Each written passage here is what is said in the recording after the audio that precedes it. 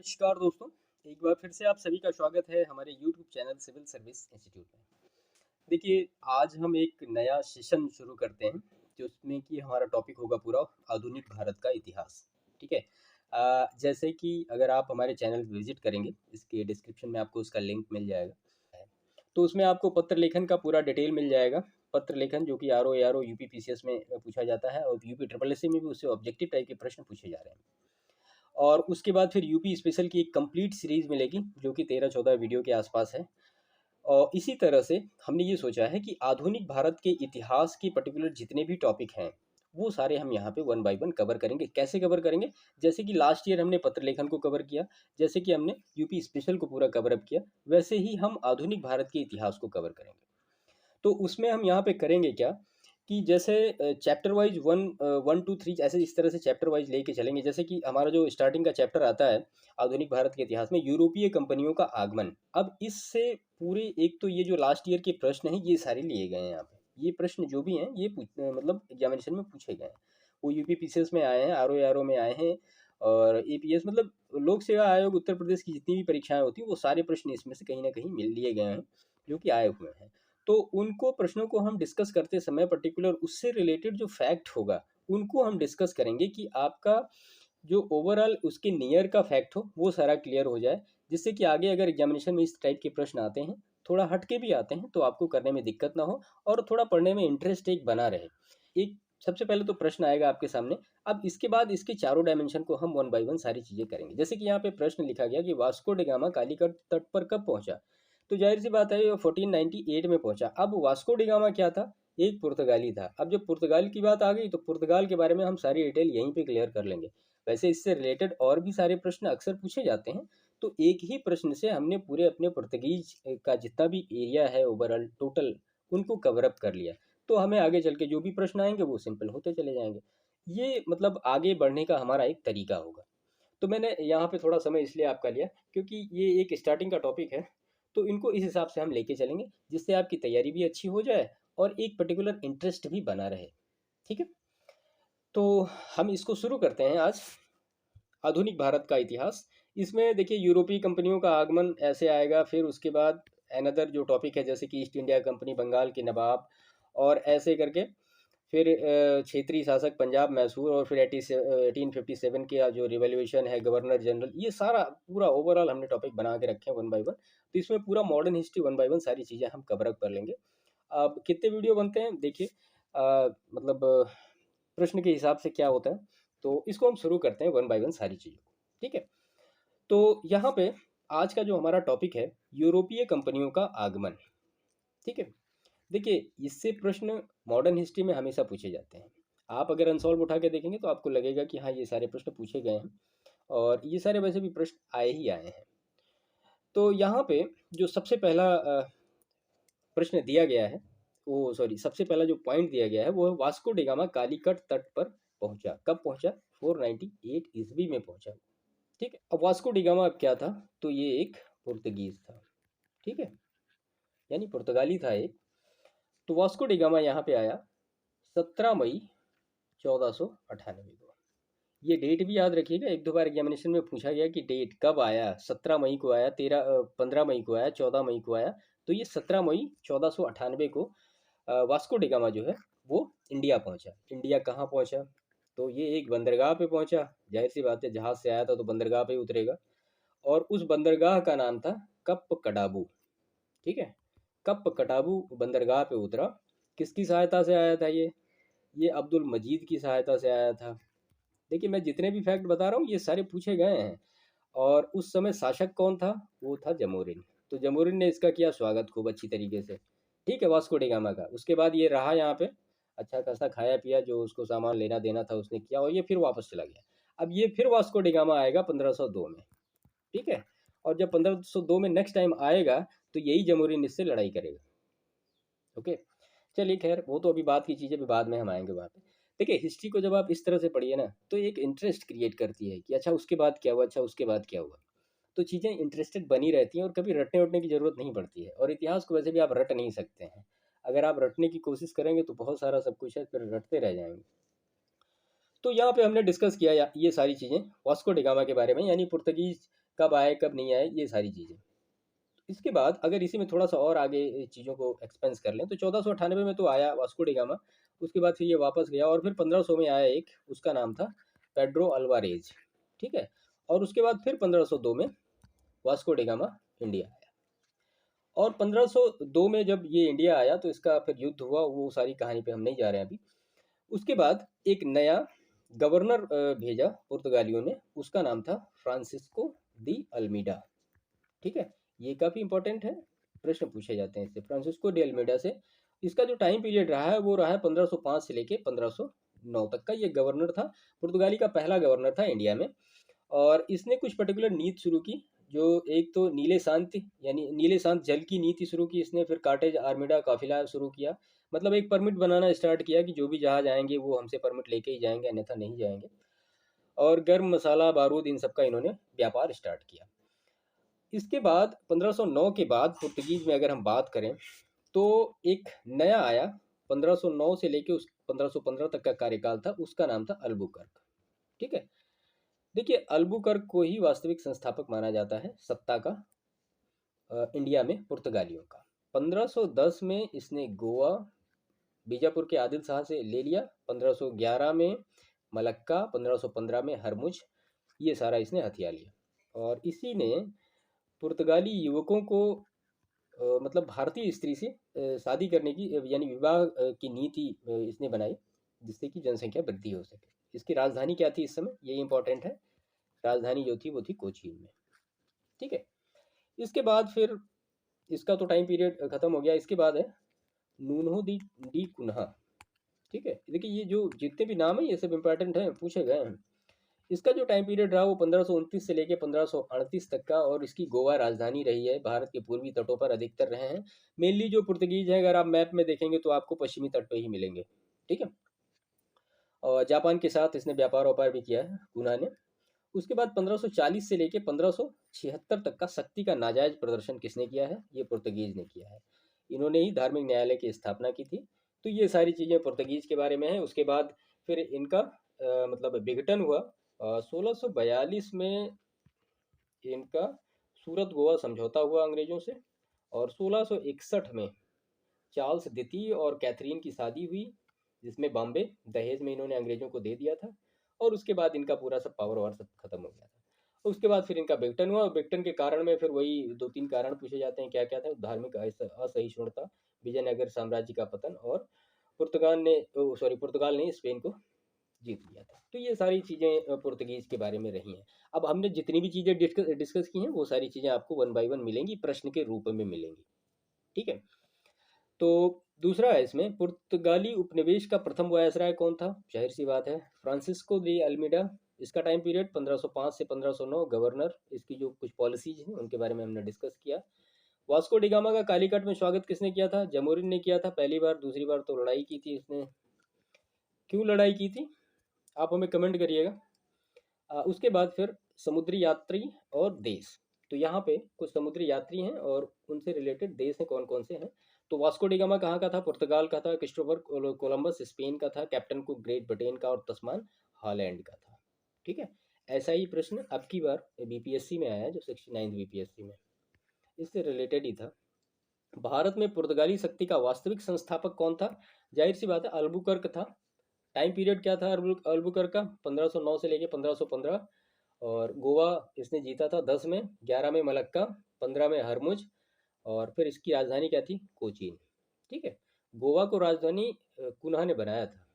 तो पहले राजधानी पुर्तगालियों की कोचीन थी, उसके बाद फिर गोवा हुई।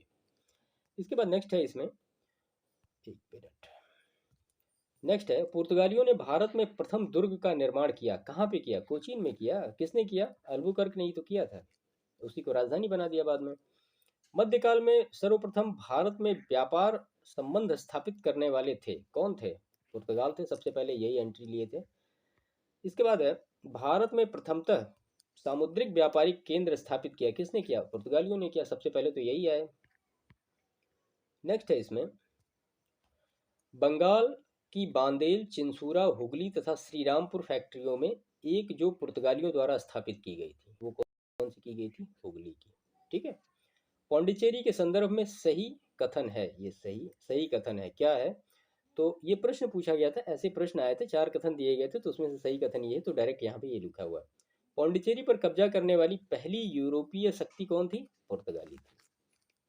इसके बाद हुगली को बंगाल की खाड़ी में समुद्री लूटपाट का अड्डा किसने बनाया था? पुर्तगालियों ने बनाया था। कैसे बनाया था? वो कॉटेज जो एक प्रणाली इन्होंने शुरू की थी, वो ज़्यादा मतलब प्रॉब्लम कर रही थी, क्योंकि बिना इनसे परमिट लिए कोई समुद्र को उस एरिया में पार नहीं कर पाता था, और जब पार नहीं कर पाता था, जो मान लिया परमिट नहीं ले रहा, तो इस पे ये गलत तरीके से उस पर युद्ध शुरू कर देते थे। तो इसीलिए कहा गया कि समुद्री लूटपाट का अड्डा बना के रखा था किसने? पुर्तगालियों ने। नेक्स्ट है इसमें, कलकत्ता का संस्थापक कौन था? ये था जॉब चारनाथ। इसके बारे में डिटेल हम आगे पढ़ेंगे, जब गवर्नर जनरल देखेंगे तो जॉब चारनाथ के बारे में और अच्छी तरीके से देखेंगे। नेक्स्ट है इसमें, भारत में यूरोपीय शक्तियों के प्रवेश के संदर्भ में सही कथन है। तो इसमें सही कथन लिखा हुआ है, अंग्रेजों ने पहला कारखाना दक्षिण भारत में मछलीपट्टनम में लगाया था। कब लगाया था? 1611 में लगाया था, पहला कारखाना लगाया। डुप्ले के नेतृत्व में फ्रांसीसियों ने 1746 ईस्वी में मद्रास पर कब्जा किया था। अब ये कर्नाटक युद्ध की बात हो रही है, वो आगे की चीजें अभी हम आगे देख लेंगे उसको, ठीक है। इसके बाद भारत के साथ व्यापार के लिए सर्वप्रथम संयुक्त पूंजी कंपनी आरंभ करने वाले लोग कौन थे? तो वो कौन थे? वो डच थे। अब हम यहाँ पे डच के बारे में देखते हैं कि डच क्या था, ठीक है। तो उससे थोड़ी चीज़ें और भी क्लियर होंगी। देखिए, डच ये हॉलैंड निवासी थे, और हॉलैंड मतलब नीदरलैंड के निवासी थे। इनका आगमन कब हुआ इंडिया में? तो वो हुआ 1605 में, और 1602 में इन्होंने कंपनी बनाई थी। देखिए, कई बार एग्जामिनेशन में ये पूछा जाता है ना कि इंडिया कब आए और उन्होंने कंपनी कब बनाई, इन दोनों चीज़ों में बहुत अंतर है, तो दोनों चीज़ों को आप क्लियर रखिएगा। पहली फैक्ट्री इन्होंने अपनी लगाई 1605 में मसूलीपट्टनम। कहाँ पे है? ये आंध्र प्रदेश में है। ये फैक्ट्री को अपने गोदाम कहते थे, और जो फैक्ट्री का प्रमुख होता था उसको क्या कहते थे? फैक्टर, ठीक है। पंतोपोली में सोने के सिक्के डाले इन्होंने, जिसको पगोडा कहते थे। और पुलिकट को 1610 में इनका मुख्यालय इन्होंने अपना बनाया। उसके बाद फिर 1690 में अपना मुख्यालय बनाया नेगपट्टनम को। प्रमुख व्यापार वही मसाला, सूती वस्त्र, नील सोरा है, केसर, चावल, ये सब का करते थे। और एक इसमें इम्पोर्टेंट चीज़ है कार्टेल व्यवस्था। कार्टेल व्यवस्था क्या होती है? यानी सहकारिता आधारित आर्थिक क्रियाकलाप को हम कार्टेल व्यवस्था कहते हैं। ये किससे रिलेटेड है? ये डचों से रिलेटेड है, ये यही करते थे, ठीक है। सहकारिता मतलब बहुत सारे लोग मिल के एक पूंजी लगाना, और उससे जो लाभ होता है तो बहुत सारे लोगों में डिवाइड हो जाना, इसी को सहकारिता आधारित आर्थिक क्रियाकलाप कहते हैं। तो ये सारी डिटेल टच के बारे में इनको याद रखिएगा। अब इसमें पूछा गया सही कथन है, तो डचों ने पुर्तगालियों को पराजित किया, और आधुनिक कोची में उन्होंने फोर्ट विलियम्स का निर्माण किया, ये सही कथन है।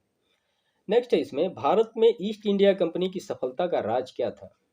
तो भारत में राष्ट्रीय भावना की कमी, कंपनी की सेना को पश्चिमी प्रशिक्षण मिला था, तथा उनके पास आधुनिक हथियार थे। ये थोड़ी मिसप्रिंट है।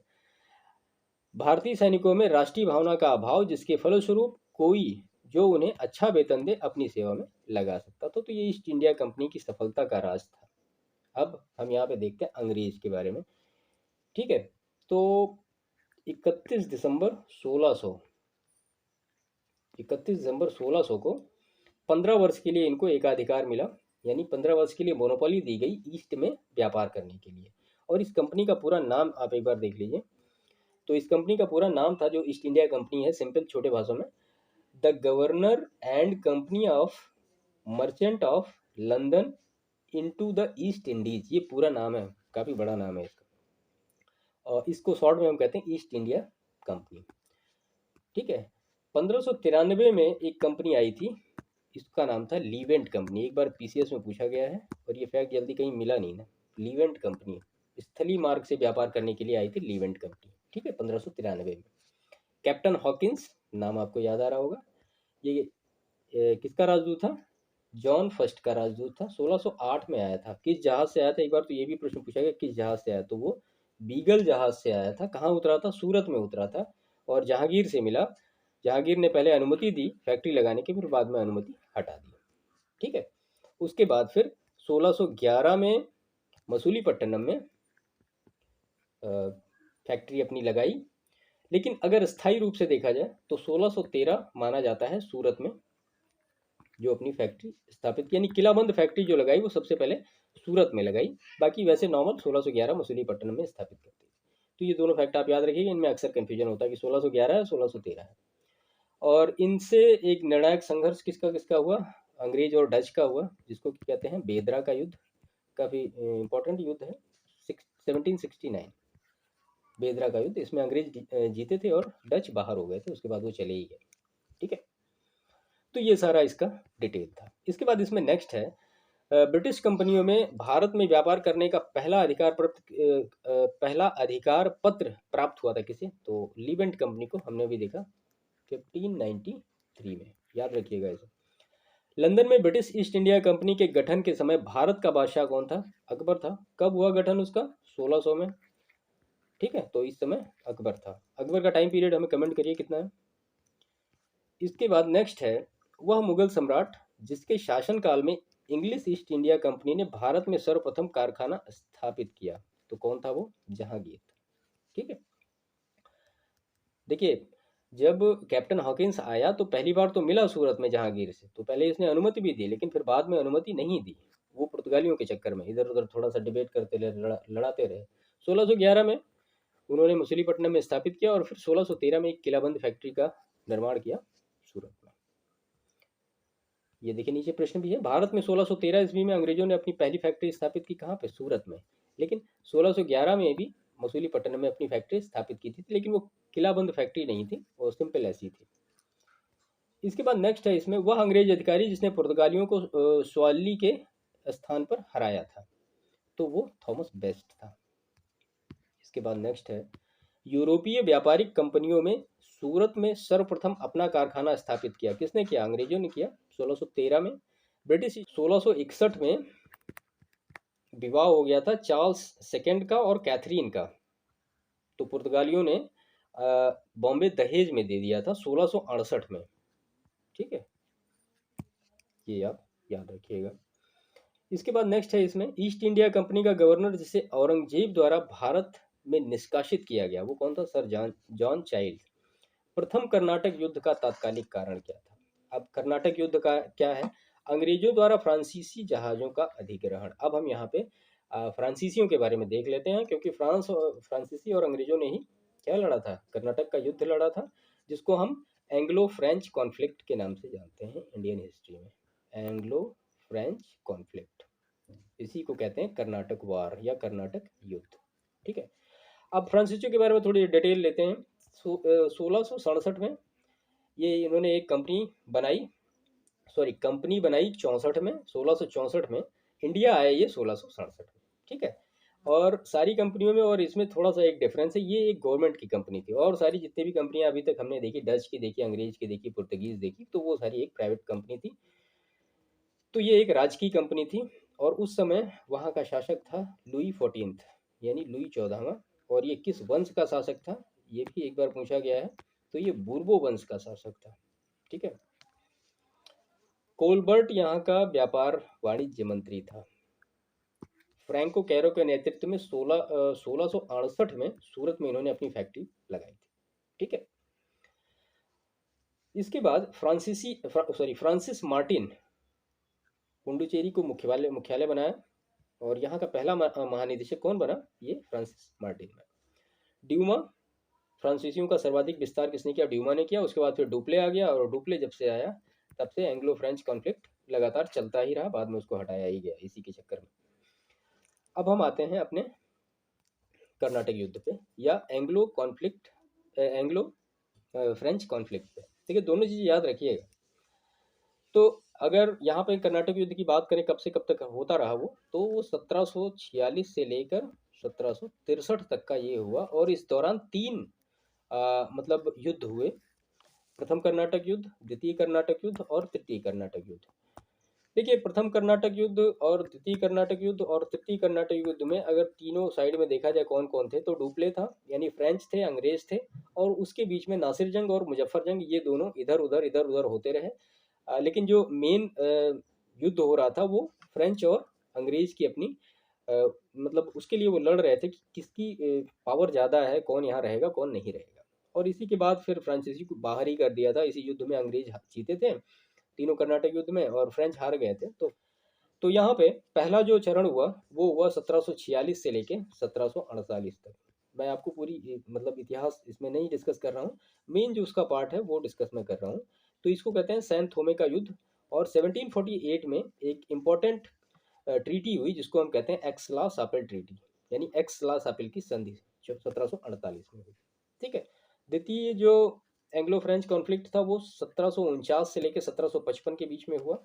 और ये अंबूर का युद्ध जिसको कहते हैं 1749 में, कई बार मैच करने के लिए पूछा गया। और थर्ड जो कॉन्फ्लिक्ट था ये 1756 से लेके हुआ, यानी सप्तवर्षीय युद्ध जिसको कहा जाता है। तो ये तृतीय कर्नाटक वार है या तृतीय आंग्ल फ्रांसीसी संघर्ष इसको ये भी कहा जाता है। इसमें 1760 में वांडीवास का युद्ध हुआ और वांडीवास के युद्ध में फ्रांसीसी हार गए। उसके बाद 1763 में पेरिस की संधि हुई जिससे युद्ध की समाप्ति हुई। तो यहीं से इसके बाद फिर फ्रांसीसी बाहर हो गए, अंग्रेज एक मेन पावर बन के उभरे वहां पे। ठीक है। तो ये सारा ओवरऑल हमने यहीं पे डिस्कस कर लिया। इसके बाद इसमें है कर्नाटक का युद्ध लड़ा गया, किसके मध्य लड़ा गया, सिंपल आपको समझ में आ रहा होगा। अब ये देखिए यहाँ पे अभी हमने जो ऊपर फैक्ट डिस्कस किए वो कौन कौन से हैं।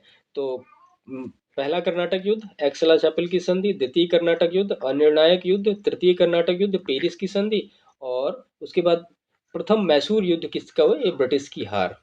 अब ये मैसूर युद्ध आ गया, ये हैदर अली की बात हो रही है। तो पहले मैसूर युद्ध में हैदर अली ने ब्रिटिशर्स को हराया था और चौथे में टीपू की मौत हुई थी। तो देखिए यहाँ पे तीनों आ गया, प्रथम द्वितीय तृतीय।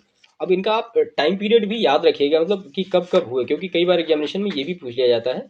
तो ये 46 से 48, यानी 1746 से 48, 1749 से 55 और 1756 से लेके 63 तक का, इसके सारी ये डिटेल है, इनको नोट कर लीजिएगा, अच्छी तरीके से समझ लीजिएगा इसमें। इसके बाद नेक्स्ट है इसमें प्रथम यूरोपियन व्यक्ति जिसने भू क्षेत्र अर्जित करने के उद्देश्य से भारतीय राजाओं के झगड़े में भाग लेने की नीति आरंभ की, ये था डुप्ले। ठीक है, डुप्ले फ्रांस का था ये। भारत में फ्रांसीसियों ने अपना पहला कारखाना स्थापित किया, कहाँ पे, सूरत में। अंग्रेजों ने भी कहाँ किया, सूरत में किया। फ्रांसीसी ईस्ट इंडिया कंपनी स्थापित हुई कब, लुई 14वें के शासनकाल में। किस वंश का था ये, तो ये बुर्बो वंश का था। और इसका मंत्री कौन था, कोलबर्ट, वो व्यापार वाणिज्य मंत्री था। नीचे प्रश्न भी है खैर, भारत में फ्रांसीसी कंपनी का संस्थापक किसे माना जाता है, ये कलबर्ट या कोलबर्ट जो भी हो, जैसा लिखा हो। भारत में डचों द्वारा स्थापित कारखाना कौन सा है, तो डचों द्वारा स्थापित कारखाना कहाँ पे है, वो चिंसूरा में है। फ्रांसीसी दक्कन में शक्ति आंदोलन स्थापित करने में असफल रहे क्योंकि अंग्रेजों की फौज शक्तिशाली थी। नेक्स्ट है भारत में यूरोपीय शक्तियों का आगमन का क्रम क्या है। अब देखिए यहाँ पे पुर्तगीज और फिर डच और फिर इंग्लिश और फिर फ्रेंच। ठीक है, ये पीडीएफ आप याद रखिएगा, जो पीडीएफ फाइल होती है मोबाइल में, तो बीच में आप ई को ले आइएगा तो ये हो जाएगा पूरा पीडीएफ, ऐसे याद होता है। मतलब अगर आप डीपली पढ़ेंगे तो इन सब चीज़ों की ज़रूरत नहीं पड़ेगी, ये सब सिंपल ऐसे ही बस वो है। तो पुर्तगीज आए, डच आए और अंग्रेज आए और फ्रेंच आए। इसके बाद सही सुमेल इसमें किया गया है, Pondicherry French, Goa Portuguese, Tranquebar Danish या डेन, और ये सद्रास डच। इसके बाद नेक्स्ट है इसमें यूरोपियों में से स्वतंत्रता पूर्व व्यापार के रूप में सबसे अंत में आए कौन आए, फ्रांसीसी आए, यही तो है ना। देखिए हमने ऊपर डिस्कस क्या क्या किया, सबसे पहले पुर्तगीज को डिस्कस किया, उसके बाद डच को डिस्कस किया, उसके बाद अंग्रेज को डिस्कस किया, और उसके बाद डेनिस, डेनिस को डिस्कस शायद नहीं किया हमने, चलिए अभी कर लेते हैं। उसके बाद फिर ये फ्रेंच आए, तो सबसे पहले पुर्तगीज आए, सबसे बाद में फ्रेंच आए, है ना। देखिए डेनिस जो थे वो डेनमार्क के व्यापारी थे, 1616 में इनका आगमन हुआ, 1620 तंजौर तमिलनाडु में इन्होंने अपनी फैक्ट्री बनाई, और 1759 में ये अंग्रेजों को बेच के बाहर हो गए इस पूरी फाइट से। तो ये जो है पूरा क्रम है सही सही आने का, कि कब आए कब नहीं आए। अब इसमें से आपको दो तीन चीज़ें और थोड़ा एक्सटेंड आगे लेके करे, इसको अगर कर लेंगे आप, तो फिर इस चैप्टर से आपके कोई भी प्रश्न कहीं से भी आए कोई दिक्कत आपको नहीं होने वाली है। ठीक है, आपको बस इतना करना है कि जैसे मान लिया पुर्तगीज है, तो पुर्तगीज जो कंपनी है इसका निर्माण वर्ष क्या है, और इंडिया में पहुंचने का उनका निर्माण वर्ष क्या है। ऐसे करके अगर आप इन चीज़ों को एक जगह अलग नोट कर लेंगे, थोड़ा रिवीजन करते रहेंगे, तो ये आपके लिए बेहतर होगा, क्योंकि प्रश्न कई बार इस तरह से भी पूछे गए हैं, लास्ट ईयर एग्जामिनेशन में पूछे गए। ठीक है, तो ये भी आप इसको एक बेहतर लेवल पे ले जा सकते हैं। कि देखिए, जब भी आप पढ़िए ना तो एक एक टॉपिक को बिल्कुल फिनिश करते चलिए। आपके हिसाब से कोई संभावना जब न बचे उसमें प्रश्न पूछने की, तब आप ये समझिए कि हाँ, अब मेरी तैयारी बेस्ट हो रही है। इस लेवल से आप अगर करते चलेंगे वन बाय वन सारी चीज़ों को, तो फिर मतलब प्री में सोचना थोड़ा ही पड़ता है कि अरे मेरा होगा कि नहीं होगा, कट ऑफ क्या जा रही है क्या नहीं जा रही है। नो मैटर, कौन किसको फर्क पड़ता है कट ऑफ कितनी जा रही कितनी नहीं जा रही। ओके, तो ये था चैप्टर नंबर 1। इसके बाद हम आज क्या कहते हैं, इसके बाद फिर जो दूसरा टॉपिक हमारा होगा ये नेक्स्ट सेशन में करेंगे, ईस्ट इंडिया कंपनी एवं बंगाल के नवाब। ठीक है, आप हमें कमेंट करके बताइएगा कि ये जो एक सेशन है या जो लास्ट सेशन चले अभी तक, वो कैसे रहे कैसे नहीं रहे, प्लीज़ इसके बारे में हमें कमेंट करके बताइएगा। अगर कोई थोड़ा सा और कुछ करना होगा आप हमें सजेस्ट करिए, हम उसको बेहतर तरीके से और भी अच्छी तरीके से लेके चलेंगे। ठीक है, बाकी इस सेशन को यहीं पे समाप्त करते हैं और बाकी आपसे मिलते हैं नेक्स्ट सेशन में। तब तक के लिए आपका